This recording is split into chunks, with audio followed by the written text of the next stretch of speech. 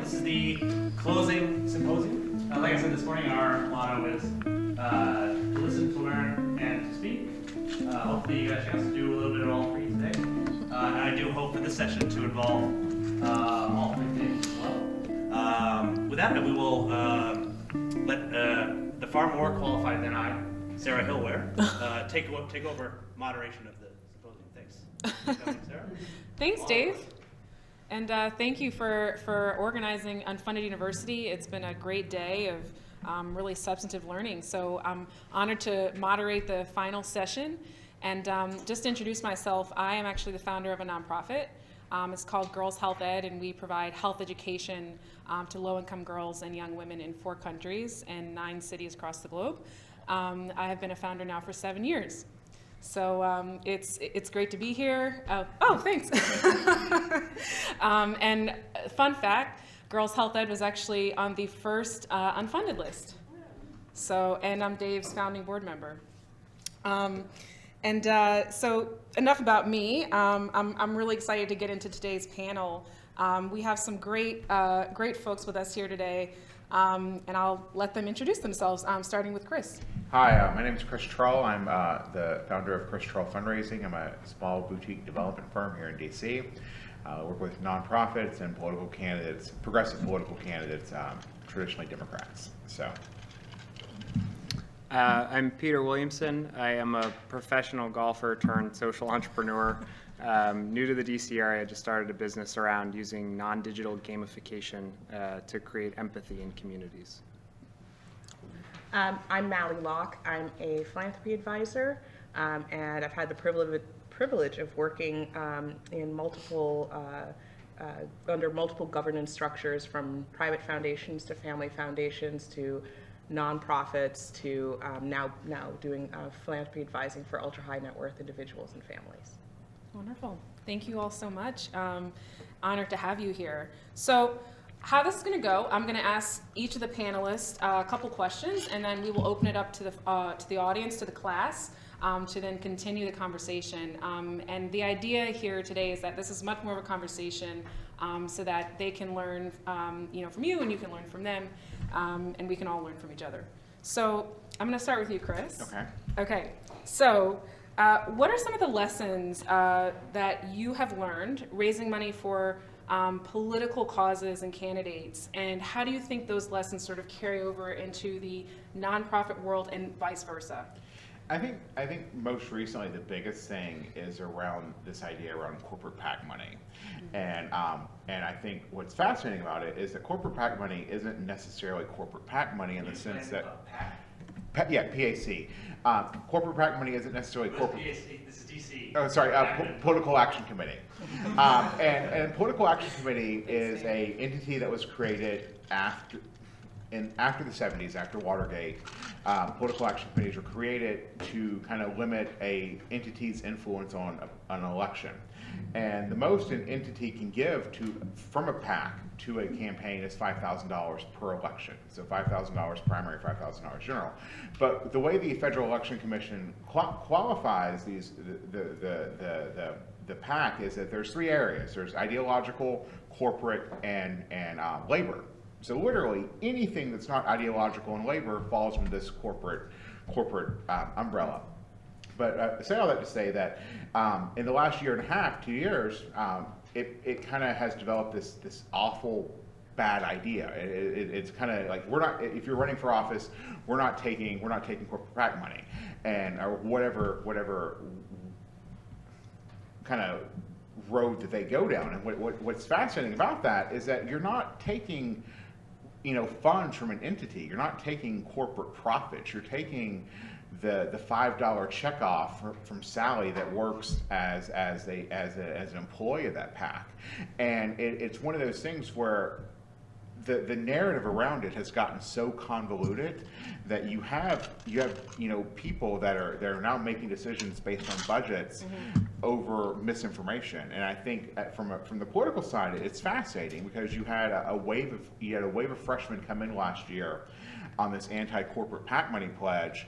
And granted, in fairness, I mean, the way the classification is set up, it's the same classification from General Motors as it would be from the Human Rights Campaign, but I think one of the biggest lessons is that if you really want to do your research in this before you kind of start going down one of these roads, and I think that applies if you're running a political campaign or if you're running a nonprofit. I mean, when you're talking about funding, when you're talking about who you're getting money from and who's really willing to make an investment in you want to do the research on it, because I mean, I think that you're often sometimes you're opening yourself up to scenarios that you don't want to take money from, or you're leaving money on the table because you didn't think about things in a big enough picture. So Yeah. I would say that's one of the biggest lessons I've learned over the years, is that research is key. I mean, Right. and it's really important to pay attention to where your money's coming from, and how much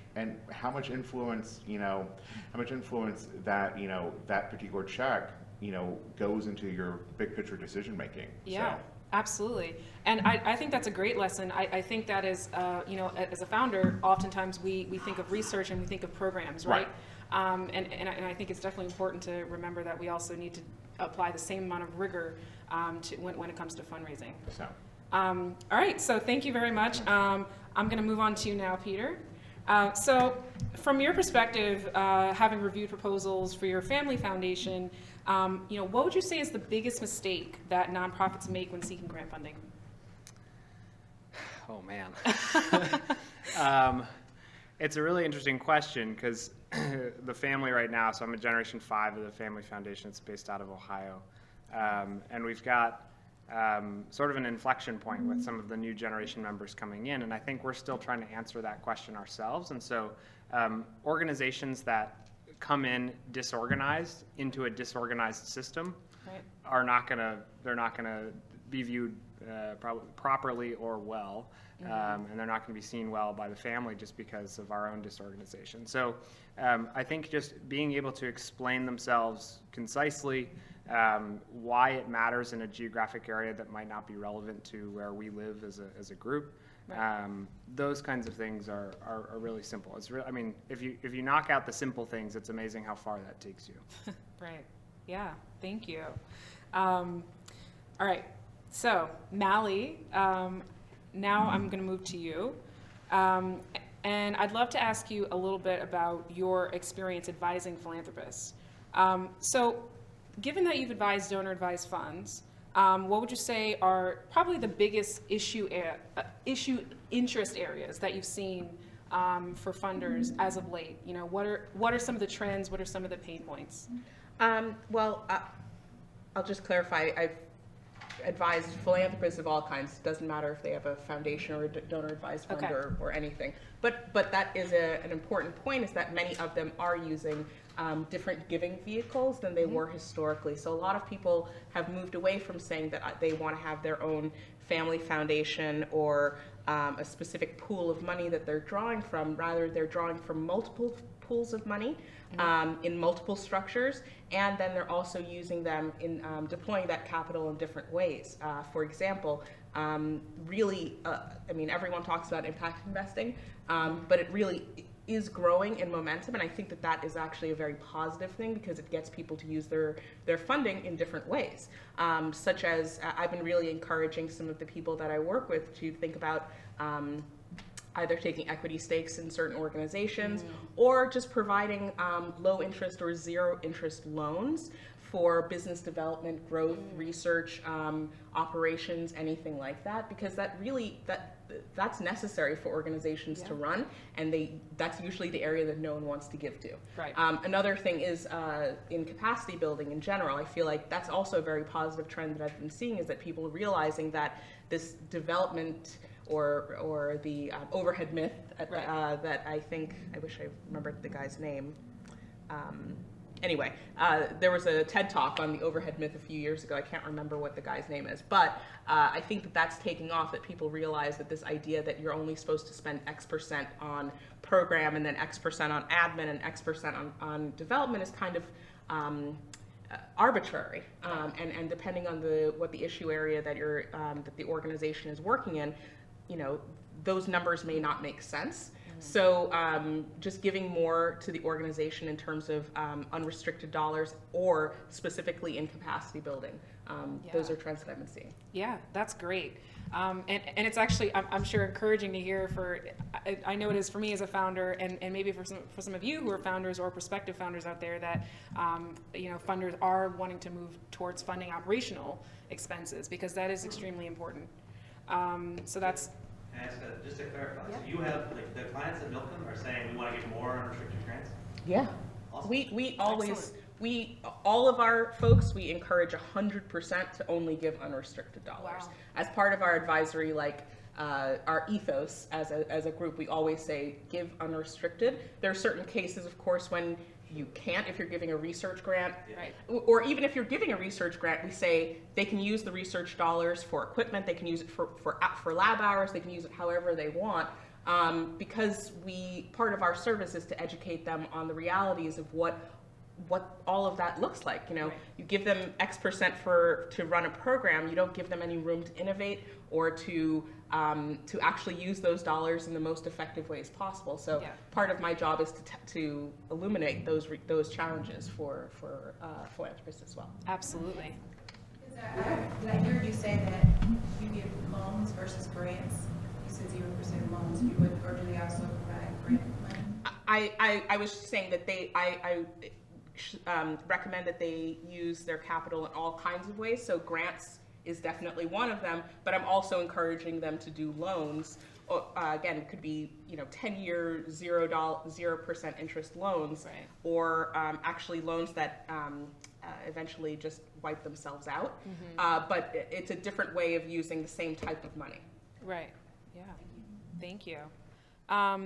So, Chris, I'll come back to you, and I want to switch gears a little bit to talk more about the funding landscape and specific issues that it seems people are interested in funding. And my question for you is that, given that you've fundraised, for quite a few causes that people may see as sensitive, what advice do you have for people who may be trying to fundraise for an issue area that is not going to always be well received by all audiences? I recently had a client called the Institute of Current World Affairs, and it's a 100-year-old organization that was started right at kind of the outset of the Wilson administration.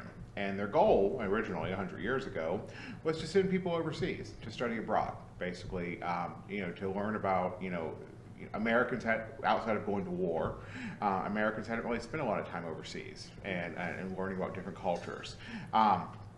And then over the last 80 plus years or so, it's now shifted as kind of this jumping off point for scholars. I say that to say that they started a capital campaign in the last 5 years or so. Their previous executive director left them with a pretty hefty endowment, and they've slowly started to spend it down. So I was brought on a year and a half ago to help talk about big picture fundraising. And we're not solving anything. We're literally sending people overseas to research and write for 2 years.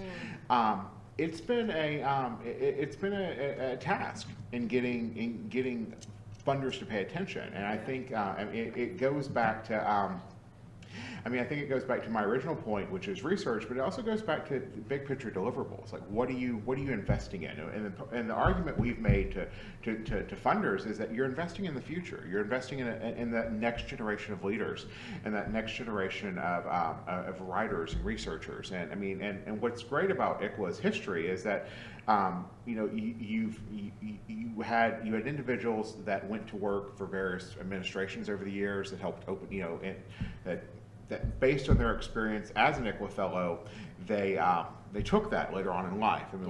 So I think in that regard, we've been able to kind of push forward, a narrative, a leadership narrative.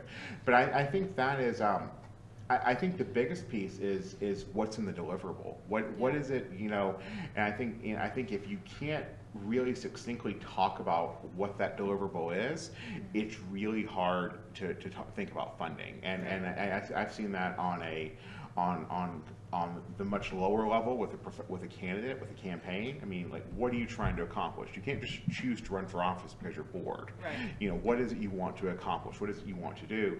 And then from the nonprofit standpoint, you know, what is it your organization is, you know, how are you impacting change? How are you, and I think what's, you know, what's fascinating right now is you are seeing kind of that big societal impact. It's not just, you know, like, this is fun, let's do it. It's like, people want to see that their money is going somewhere. You want to see that they're, you know, and I think that's been kind of the most eye-opening piece of it is seeing how it is kind of all fundamentally intertwined. Right. So. Right. So sort of taking that funder into your vision of the future. Right. Exactly. Painting that picture for them. Because I mean, everyone, that one funder. I mean, if you're giving at a certain level, that one funder is fielding proposals from absolutely tons of people. Yeah. So what makes you stand out? Yeah. And you know, and we randomly found a grant that was based out of Greece, that basically does youth development, and they chose to give us a multi-year grant for $20,000 every year for 2 years. But it was a random research that we found. So so it's like the opportunities are out there, but it is a matter of making that funder see like what they're getting from that investment. Right. So. Right, absolutely. And that's a key word, I think, thinking about it as an investment. Because I think oftentimes in this space, you know, we think about, oh, you know, we're doing this because it feels good, or, oh, you know, we're starting this organization because we think it looks good. But thinking about it as an investment that has real impact, that has a real outcome. And with something like ICWA, like you're not studying the AIDS crisis in Africa. I mean, like we had someone that came back that literally that was over in 2 years that was studying Boko Haram for 2 years, and that was all she was doing, just talking about women and girls development, in a culture where Boko Haram was literally taking people and putting them into the jungle, and that's what she did for 2 years. And she's now back, but so it's like you're dealing with big picture issues, but you're not creating solutions. Right. So when you have an organization that is kind of nebulous in that regard, I think the investment piece becomes really key, because you do have to have that buy-in. You do have to have something that makes that donor and that funder feel like they're getting they're getting something back, or they're putting something in there. So yeah, absolutely. No, I think that's a great point. Thank you for that. So Peter, I would love to ask you about your game for the philanthropy space. So can you tell us a little bit about Game Genius, and how did you come up with that idea? Yeah, so it's a really good segue, and about sort of storytelling and trying to get that creative angle out of both the funder and fundee. Game Genius is sort of I like to explain it as the 3-circle Venn diagram of my life. And so golf and games is something that I'm very passionate about. I learned growing up through games. My parents were really into that as a teaching methodology. I studied architecture in school, and so really into designing spaces that make people think a little bit differently. So less commercial residential, more spatial experience architecture. And then a part of the family foundation and having that knowledge of both sides of giving, trying to put those all together and think, how can we get people to think about funding and fundraising as more of a storytelling exercise, and how can we make that fun? I know, especially in our foundation, going through this sort of next generation exercise, the people that don't have as much power in the family, they don't see this as a fun exercise. They don't have a ton of voting rights. They don't get to do a ton, but they do get to review proposals. They're just not the final decision maker. And so they see this as a very laborious process that doesn't really result in anything for them. And so how can we make that process fun on sort of the foundation side? But then on the other side, how can we tell the story in a way that makes everyone feel like it's worth funding?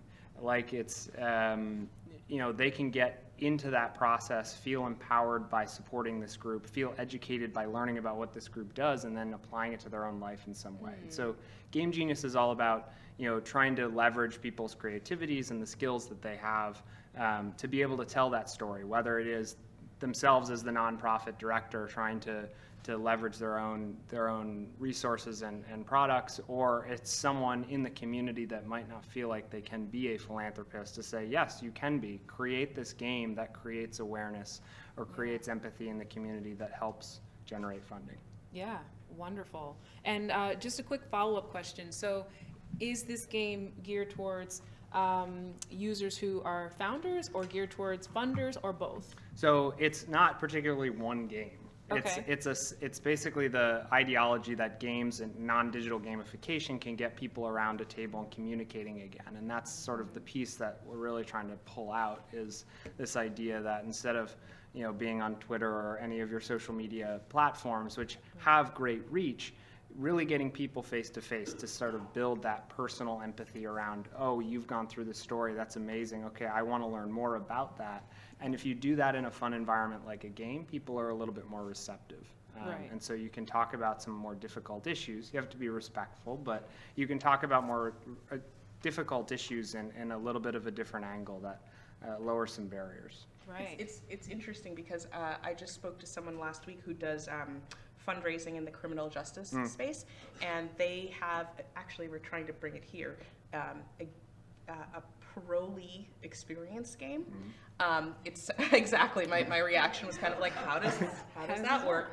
But they get all types of people, many of them high net worth individuals as well, foundation program officers, etc., to go through this game. And it's based at 100% on the experiences of people who have been put out on, who have been incarcerated and subsequently on parole, and they actually act as the judges in this game. And they go through what real experiences are, and Yeah. it's actually fascinating. Wow. Unfortunately, there's only this one woman who currently has the license for it, Okay. but we're trying to actually bring an experience here to DC because it's fascinating. That And sounds exactly, wonderful. it's about Yeah, lowering yeah. and giving people, oh, wow, this is a firsthand experience of what that's like, and it really blows people away. That's awesome. That seems like it's a very intentional example of like nothing for us without us, having the parolees be the judges, because I definitely have heard of like organizations who've like built this is what it's like in a developing country trailers and brought them around to churches.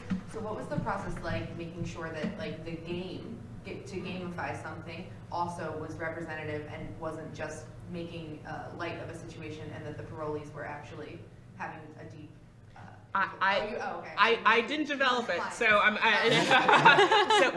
but this was a woman who worked she was a defense attorney, and she worked in the prison system for many years. Yeah. So she actually did include them all in the process, because otherwise it could be exploitive, frankly. Yeah. But apparently that's not the case. That's awesome. Well, that's really great. And I think that's actually a really interesting segue, your question, to the question I have for you. And so oftentimes when I think about nonprofits, and then I think about philanthropy, sometimes I personally see a disconnect. And I think there are a lot of other people here who see a disconnect, which is part of the reason why Unfunded List exists, right? To kind of help, close that gap. And my question for you is really around capacity building. So, working with funders, working in philanthropy, what are some of the big pain points that you're seeing in terms of, how they operate and how they're actually getting to reach the people who are working on the issues that they want to fund? That's a great question. I think that, and going back to your point, making sure that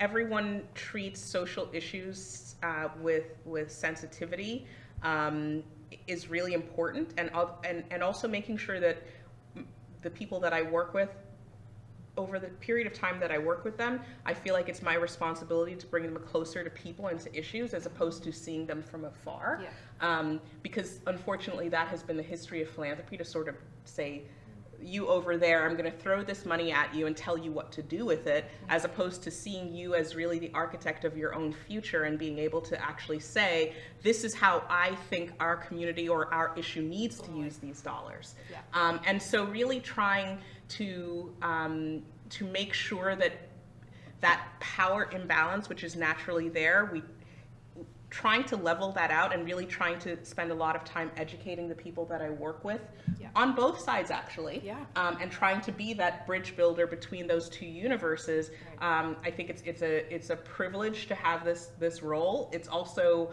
a reminder of how segregated our society is socioeconomically. You know, people really have no idea how other people live. And again, this idea that because you have money, you have knowledge is not actually the case. So the capacity is about, you know, being actually educated on the issues that you think you're educated on. Making sure people actually understand the real issues facing people, that, you know, and trying to remove the stereotypes and the othering that happens between groups of people. That's where I see the greatest need, and then everything else kind of falls into place after that. Right. Yeah. Maybe, I mean, I'm definitely still an idealist, so take everything with a grain of salt, but I find that once you break down those barriers, people do start to listen more. Listening maybe is the greatest. Yeah. Okay. Yeah. That's a great one actually. And I think on, you know, in all realms of life, you know, we need to listen a lot better. So with that great response, I would love to open it up to the floor to see what questions you all have for our panelists. Tanika. I guess the gaming, I'm really very interested in the gaming, and I don't really know what question to ask you, other than just, can you give us an example of one and how that works? Yeah. So I'll give you two, because I'm in the mind space right now. There's an event currently going on, but I've been working with a bunch of high school teenagers up in Bethesda, and they have been doing research projects on stress, toxicity of teen life. And they did a whole bunch, you know, kind of across the gambit of different research projects. And I was tapped by one of the teachers there to help them turn that into a museum that has sort of a gamified element to it, so that people come into this and feel like they can be interactive with a lot of their research. And it turns that listening, and it becomes a conversation. It's less of a sort of a lecture from student to class or teacher to class, and more of a how can we do this together and how can we come up with solutions together. So something like that, it doesn't need a lot. Just kind of tweak things here and there to push the message, you know, in a way that really resonates with the players. I talked to an Olympic snowboarder who had a huge accident and hit his head. And he started a foundation that's all about traumatic brain injuries and all about that. And so they had a golf tournament, and they were asking for ways to make their message stick. And so we said, well, bring out a balance board, bring out, you know, beer goggles or something that sort of it gets in the way of your vision, and makes you more of an uncoordinated person as you play the sport, to really give people an understanding of what it feels like to be, you know, have a traumatic brain injury. And so things like that, that's not a huge lift for a lot of folks to be able to do that on one or two holes, and they'll walk away from it being like, whoa, okay, I might not be able to do this thing that I love as well or at all.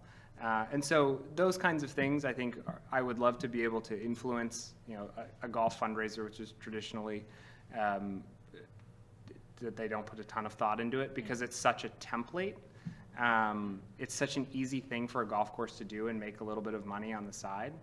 And if you really force people to just put that extra piece in, all of a sudden, instead of wasting the hundreds of hours you had creating that event, well, now you've got something more mission specific. 100% double. I mean, like, I go to events all the time, and either I find them over-programmed or under-programmed. Right. There's a really nice sweet spot, and it's like, it doesn't take anything away from the golf experience, but to have that be like, oh wow, this is what someone's life is like. It is a subtle but important add-on, so that when you do your follow-up calls, which you do follow-up calls to all your attendees and thank them for joining and ask them to make a gift. You can have a conversation about that. And that's a touch point that then they have with, I mean, and I've been to tons of these where I'm like, what's happening? Who is this for? What is this for? Yeah. It's such a wasted opportunity. Absolutely, and I think that applies not only to golf, but I mean to so many event focused fundraisers, right? I know for us, you know, in our first 5 years, you know, we primarily fundraise through events. And the issue with that was that, you know, people were coming to the events and they were giving money, but they would become one-time donors. It wasn't until they attended a second or third event that we were finally able to kind of get them at that point where they could be advocates for the issue. And they could really understand. And I think that, you know, that point that you made, Peter, about, you know, being able to integrate some of that experience into said event without taking away from the networking aspects and the drinking and, you know, all the other stuff that people come there for, right? You know, kind of is super important because oftentimes when you are a nonprofit that, you know, maybe you don't have grant funding, or maybe, you know, you want to diversify your revenue, events are a really good way to go to do that because it helps you build out your donor list. I'd love to, yes? Yeah, sorry, not to like get too far in the nitty gritty on this one, but you said over-programmed or under-programmed. What does it mean for it to be over-programmed too? Just as she was just saying, people are at events to network, have fun, drink, talk, and learn about something, hopefully. But you'll notice that in the order of priorities, even for events that I go to, and I generally will make a donation to every event I go to just because I'm like, I know this is for a cause. I look forward to receiving it. This isn't an event.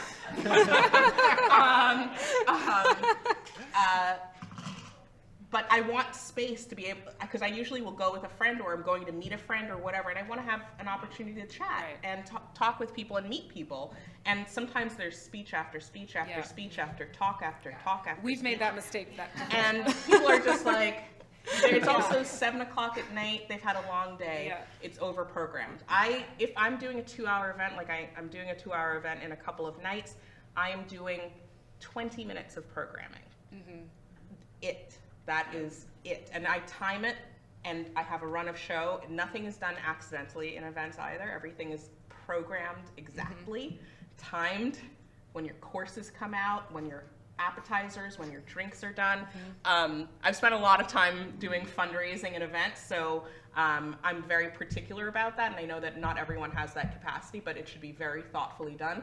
And the amount of time that people are spending listening to something or experiencing something should be the right balance. Now, again, depending on the issue area or the event or the venue, you'll have to tweak that to get that right to the sweet spot. But again, it's all about balancing out what people's desires are. You say it, I've definitely been to events like that. I think we all have, especially in DC, right? Kate, yes. Sort of actually as a follow-up about grassroots change makers versus the philanthropy field. So for so many people who are doing grassroots organizing and advocacy work, like they're over-programming their events because it's their lived experience. So like as an LGBT organizer, I was an organizer for a really long time before I knew philanthropy existed.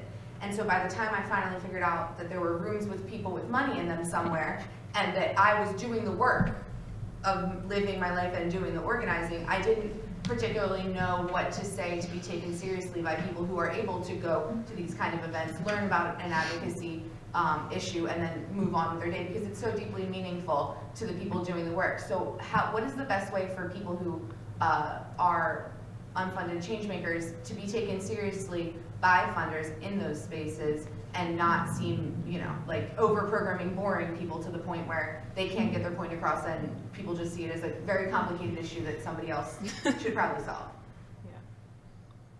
I can start that, but I'm sure we all have different experiences with that. I would also say It's a difficult question to answer. it is a difficult question to answer, but what I will say from my experience is that I think about my audience. I look at my list, I really study my list, and I look at every single person's title and what organization they're from.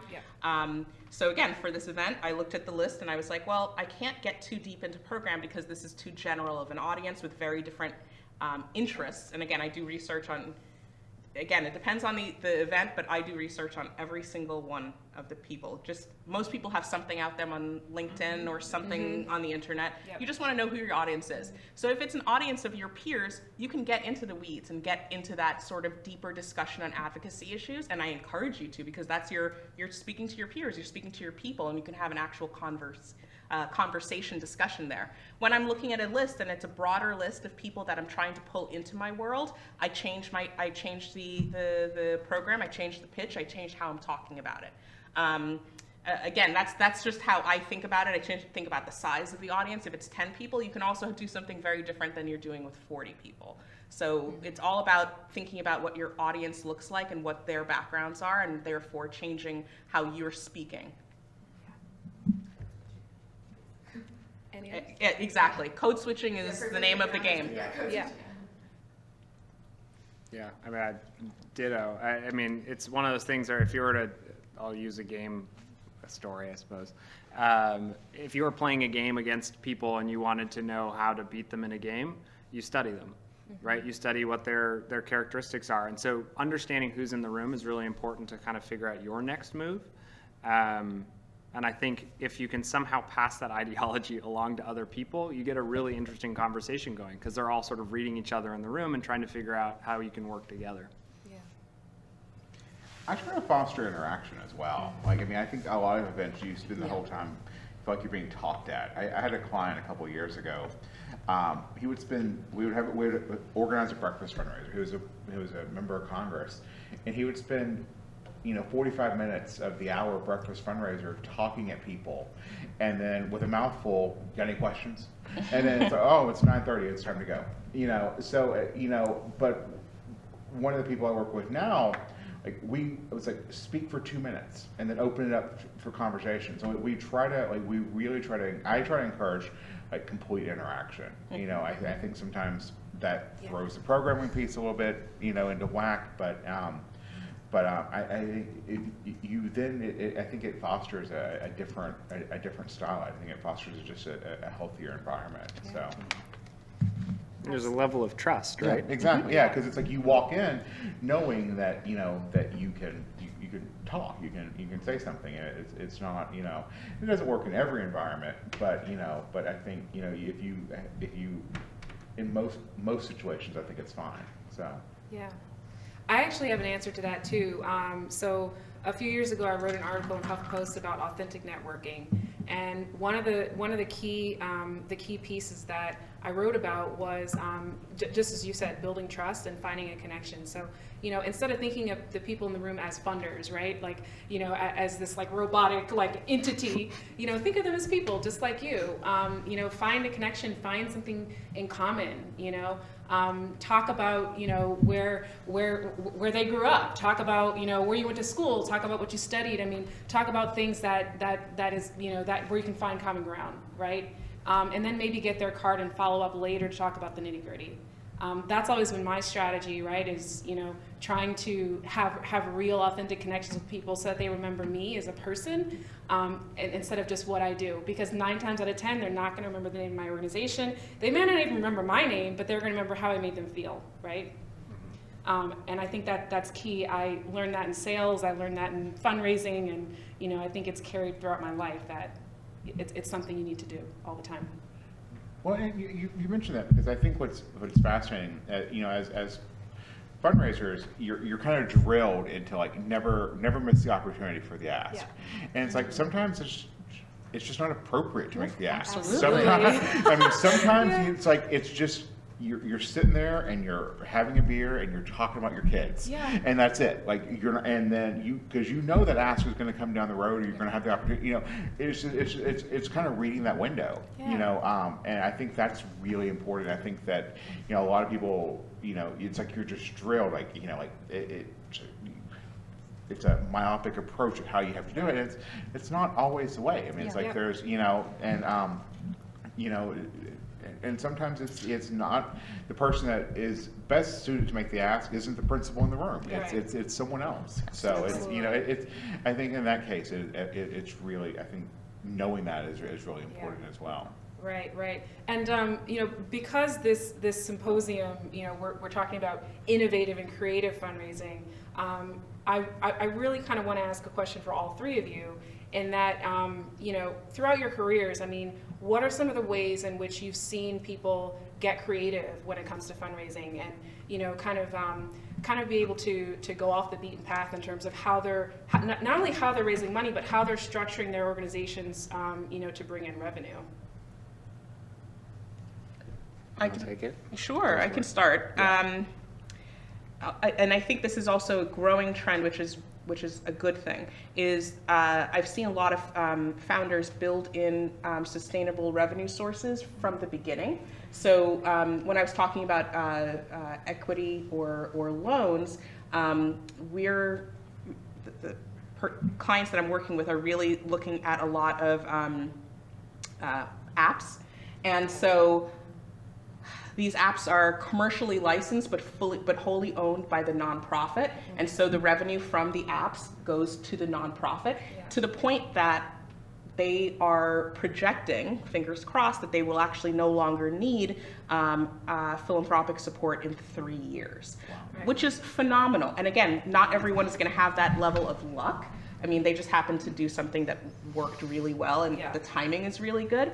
But the fact that they had this built in right away was also what was so attractive to our clients. They were like, oh, if I make a $500,000 donation here, I'll never have to make another donation again to this organization. Great, that's even better. So a lot of again, the clients that I've been working with like the idea of there being some sort of commercial aspect to the organizations that they're funding. So it's not just philanthropy, because philanthropy can be both amazing and really capricious, and so you don't want to ever be in the situation where you're fully dependent on it or on grants or on individuals. And so having this other source that is either based on your intellectual capital, your property, your whatever. In one case, it was a charity had a secondhand store that brought in hundreds of thousands of dollars a year. I didn't think it would work, but it does, and it's amazing. And so some of those other things that I've seen have been creative and smart. Those are large ones, obviously, but still. Right. Thank you. That's great. Yeah, at least, so from the Family Foundation, one of the prompts that I always sort of keep rehashing with the group when we come together twice a year is, let's say over a course of a particular cycle, we'll get 100 proposals, we accept 10. So how much good work are we doing if we're rejecting 90? How much time is going into that? If they really are doing their research and they're learning about who they're applying to, that's a huge ask that you're asking these 90 groups to basically get a no. And so trying to figure out how can you create those sustainable sources of revenue, and a lot of the organizations, and it does depend on sort of what your organization is focused on, but they have these other levers that they can pull, and using events and using ways to get every stakeholder in the organization involved in every single thing they do is usually the one that's most efficient. If you're going to go have a huge gala for 500 people and only 7 people were a part of that process, and then the 500 there don't come away with anything, that's a lot of inefficiency. And so the efficient groups are usually the ones that I see as most successful, especially in the event space.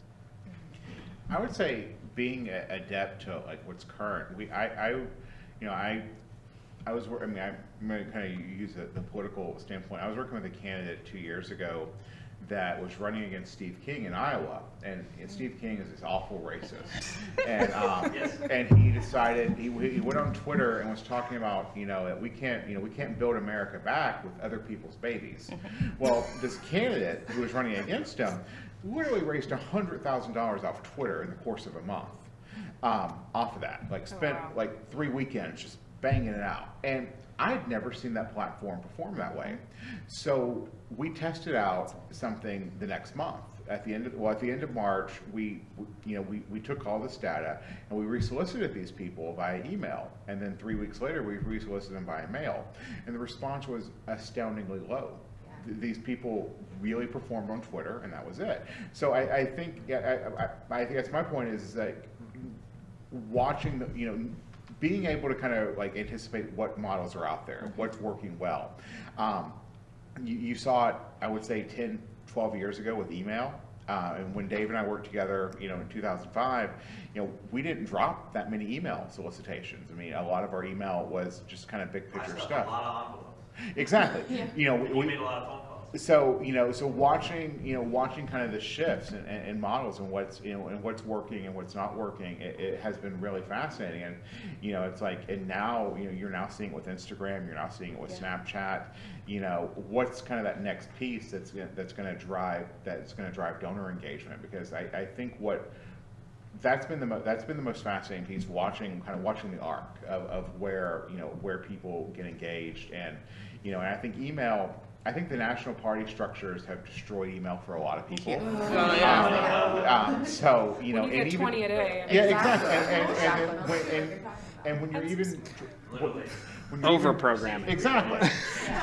They're all in a Steve King emergency now. Like, Exactly. There's always an emotional call to action. And Or even something Steve King said. and you're seeing it with nonprofits too. Yes. They're still taking, so every month is for $5,000 shy of our budget. Yes, exactly. Can you put, it's went from quarters to months to all the time. So, one of the things that I think that's fascinating that I'm seeing now is more long form emails, and it started with a handful of people. O'Rourke did it last year a lot in Texas, but I'm curious to see how that starts to play out. Like a long, Like this long, Almost like you're writing a letter to yeah, someone, like this right? long Yeah. 6-paragraph email, and then right at the bottom, it's like this, these 2 links. Because it doesn't feel like a solicitation. It feels Exactly. like a conversation. So I've seen those. I don't have any metrics to kind of gauge performance, but it's I think it is. I guess the bigger picture is is like you want to be able to adapt. You want to be able to kind of just know what's out there and what you're willing to try. So when Chris and I worked together, he was one of my first bosses in fundraising, and there was no Twitter. Facebook was only barely a thing, and in fact, I don't actually remember. I remember we hired Jeff at some point to send emails. Yeah, he was. We didn't really know how to do it before then. But we was. I remember. Every month we would send about 1,000 letters. Yeah. To a big list, and I kept track of the return rate. We had a 6% return. 6% of the people who got letters made some kind of gift to us. We had that's a high rate for us back then. That rate, I just saw benchmarks education of me. The average rate for folks, which is mostly now email campaigns, 0.06%. Yes. So we were, what is that? That's like 1,000 times higher. And growth of advocacy, like email list Well, growth? there's a lot of reasons for this. There's a lot more, there's proliferations of lists. MailChimp exists. Yes.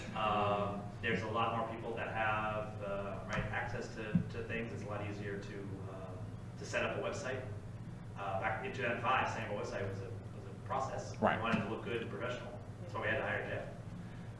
How have you? I'm really curious because I left and I went off and I've done most of my fundraising off of methods that didn't even exist when you originally taught me how to do stuff. How have you yourself kept up your own professional development? It's been surprising. Like the Twitter thing threw me for a loop because I remember a conversation in 2008 with someone who was older than I am now. He's like, "Hey, do any of your clients do email fundraising? Like, I'm just not used to it. I know Obama's doing it a lot, but I don't really know. Like, I mean, could you guys help with that?" Sure, absolutely. We do it all the time, And then 9-10 years later, I'm having the conversation with someone about Twitter, and I'm completely like realizing I am behind the curve. That we had not, watching Kim maximize it the way she maximized it was incredible.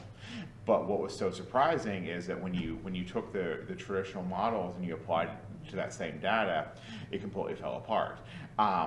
And she dropped out of the race in May, so we didn't really have a chance to test it out repeatedly, to kind of go back to Twitter. I mean, but to show to pull in the tally that she pulled in March, at the end of the first fundraising quarter in the off year was incredible. And then we kind of shut it down a month and a half later.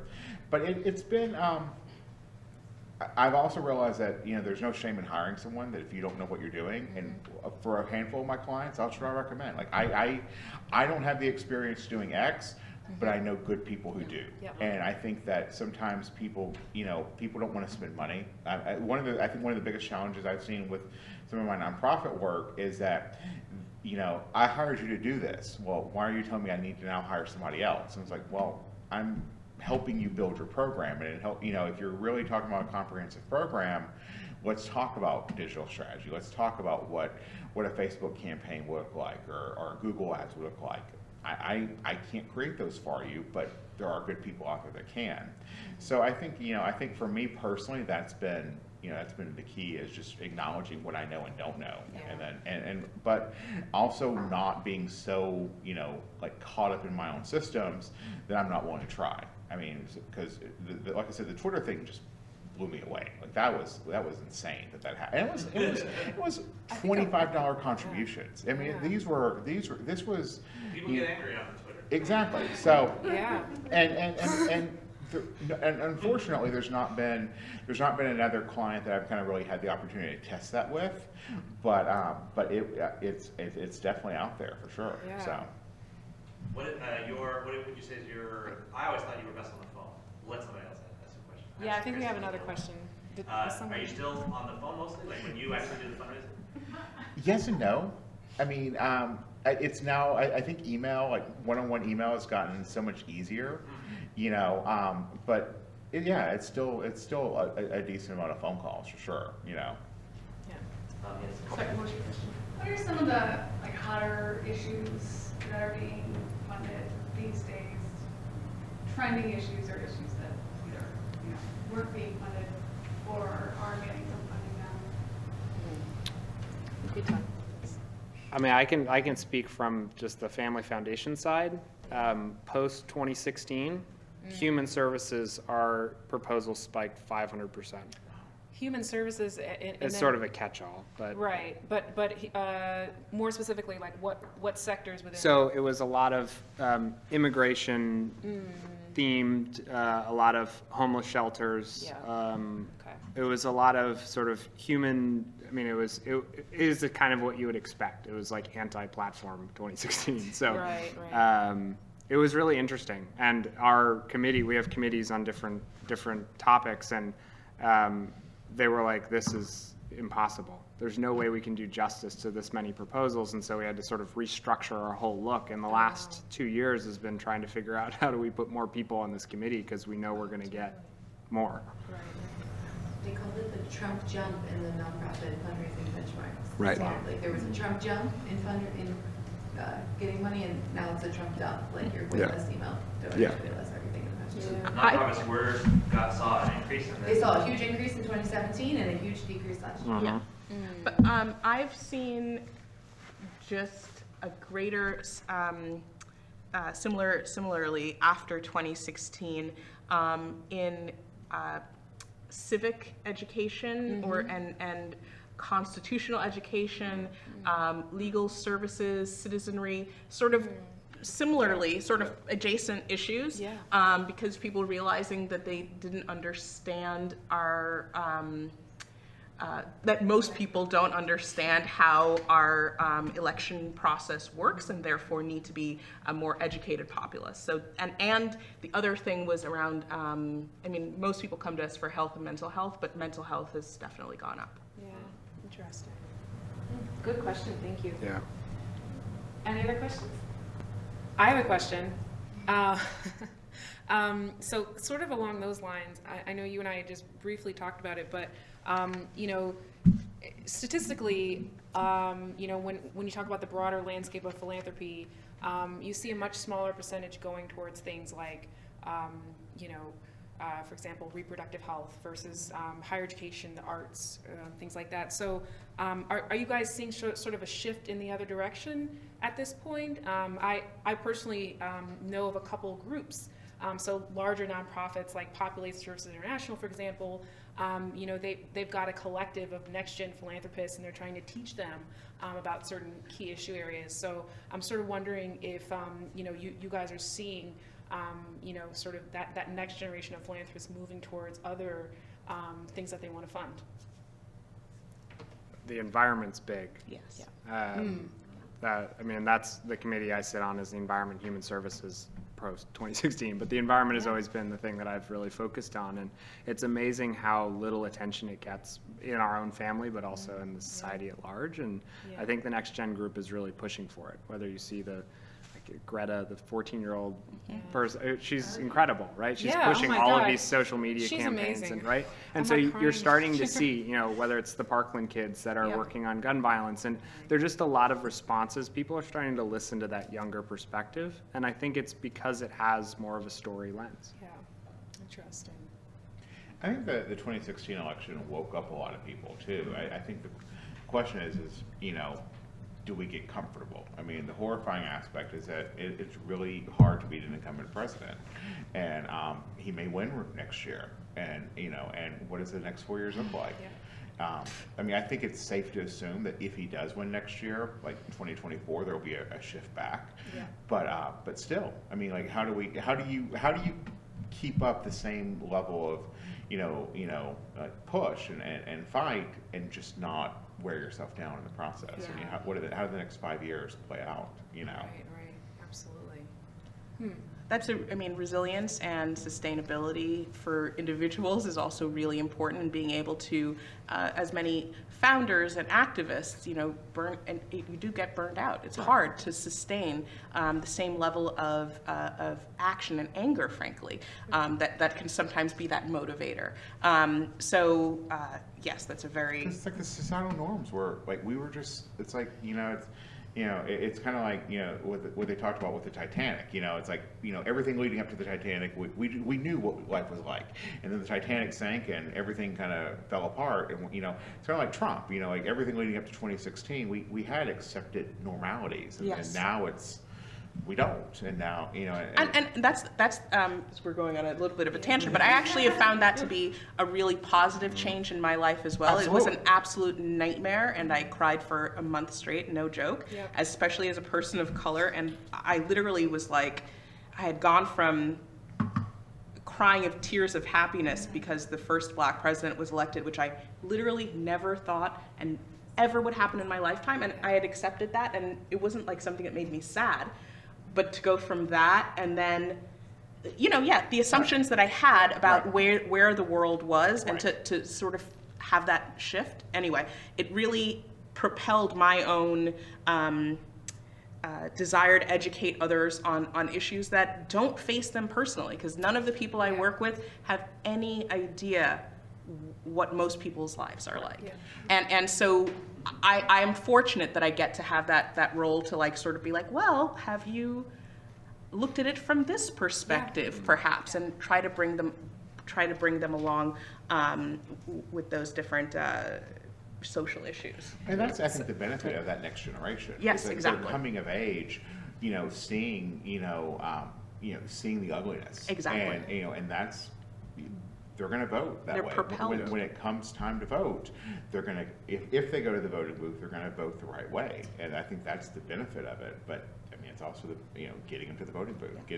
I have a friend that's a lesbian in West Virginia who may have some form of cancer, and she's like, oh, I don't vote, it doesn't really. And it's like, you're the person they're trying to kill. Like, what is wrong with you? She's like, it doesn't matter. And I was like, we're having this conversation over Facebook chat. I'm like, I gotta go. Like, but it's just like, you're old enough, like, you're 30 plus years old, like, how do you not get this? And so, but then I think about, my nephew who will be 18 in a couple of years, and it's like, he's engaged, and and it's like, I'm hoping you vote the right way. But so it's like, hopefully they save us. Hopefully the kids save us. That's, someone needs to. Yeah. So we have about 10 minutes left. It's 4:50 in the panel. We would love to commence at 5 to make sure everyone is on schedule. But I would really like to kind of ask a final question to you all. And that final question sort of revolves around storytelling. So that's been a common theme I've noticed throughout this panel, is talking about the importance of getting people who may live in a completely different reality to see, the other side of the fence, right? So I'd love to kind of ask you all about ways in which you've seen people tell their stories. I know you gave that one example of, how you're using game and you're using gamification to kind of bring people into that realm. But I'd love to hear other examples of that and where you think that's going. I know I'll just give one quick example of what I've seen. I was recently in the Rohingya camps on the Bangladesh and Myanmar border, and there was another NGO that was using live streaming, and they were live streaming people in the refugee camps to try to get them to see what life was like. Taking people into homes and things like that, in food distribution centers. So kind of along those lines, what have you seen and where do you think this is going to kind of keep people, as you all mentioned, keep people engaged and motivated, to want to be engaged in these issues? I'll jump on that only because I'm leaving tomorrow morning to go to the conference our organization puts on, and we are doing 4 different sessions, one of which is 6 hours long, on storytelling for impact. Yeah. I think that we've seen this shift in the sector as a whole. You're seeing it with nonprofits as well as for-profits and philanthropy. So I think that ironically in this day and age of metrics and numbers, I think people do realize that we've gotten too far away from humanity. And so bringing back the human and individual stories that resonate is really important. So I've been seeing that across the board. It's really hard to tell an effective story. And so I'm not going to be the person to say how to do it, but there are great resources out there, even in terms of the word choice you use for certain issues, like the opportunity agenda and colors of change, color for change. Are a couple of organizations that I follow online, and they again are prescriptive in the language that you use to talk about poverty, to talk about education, to talk about race. It has changed the way that I think about that, because you hear these things and people trigger. They have a response that's emotional and personal right away, and so they're not able to look at issues subjectively. Yeah. And so when you're telling a story, even about a person who is waiting on a line or who didn't grow up well off or whatever, changing that story to make it appeal, frankly, to the other person is really important to engage them. So again, this is a shift I'm seeing across the board. Yeah. The Opportunity Agenda. Frameworks Institute is another one. Frameworks is here, and they've been doing the research and writing on this for 20 years. And then Colors of Change. Color for Change. I'm sorry. No, I think it is Color for Change. I'm sure both organizations exist. But one of those two also talks a lot about the word choice in discussions about race and equity. I worked at Frameworks Institute. Oh, you did? Oh. I'm obsessed with frameworks. Come and talk to me if you want any more information about language and storytelling. Yeah. So it's amazing. Yeah. I love that organization. I mean, having sort of transitioned not so long ago to more of the sort of philanthropic, social enterprise type of space, I'm really starting to see a lot more people focus on sort of giving the agency to young folks to try to create that change themselves. And whether or not that venture is successful doesn't really matter. It's more the process of going through, building an idea, communicating to people, figuring out who's in the room, sort of everything that's been said today. And I think that really makes for a dynamic communicator, right? And I think that's really important. It's something that I'm certainly trying to integrate into game making and not have that sort of bias put on the game of, oh, I'm trying to go after liberal agenda or conservative agenda. I'm coming at it with here's this really boring algorithm that's sitting underneath this game. It's just how you play. And we're going to have a conversation that sort of sculpts the actual experience.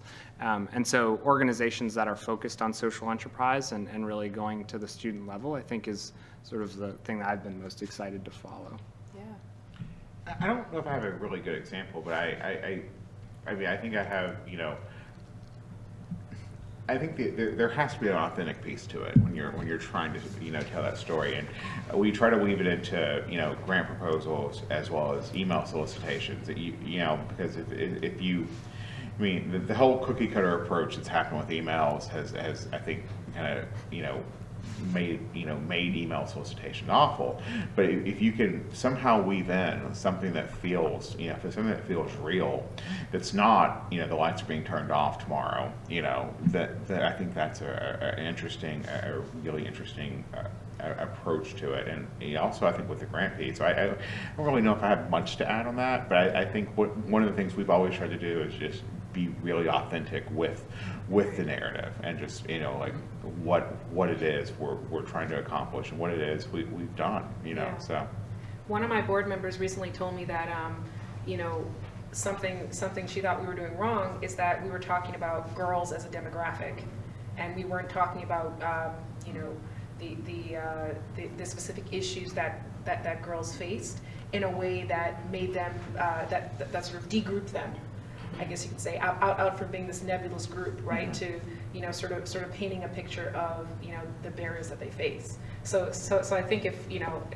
like I could kind of have one takeaway from that, the takeaway would be, you know, to focus less on the issue and less on the numbers and less on the, you know, 60% of X population, and more on the, you know, did you know that, you know, 5 out of every 10 girls that you come across every day face X issue, right? And sort of painting it in that way. So anyway. Terrific. Yeah. I personally, I would listen to the four of you talk for a great deal longer. I'm sure there's people who object to that perhaps even want to hear the four of you.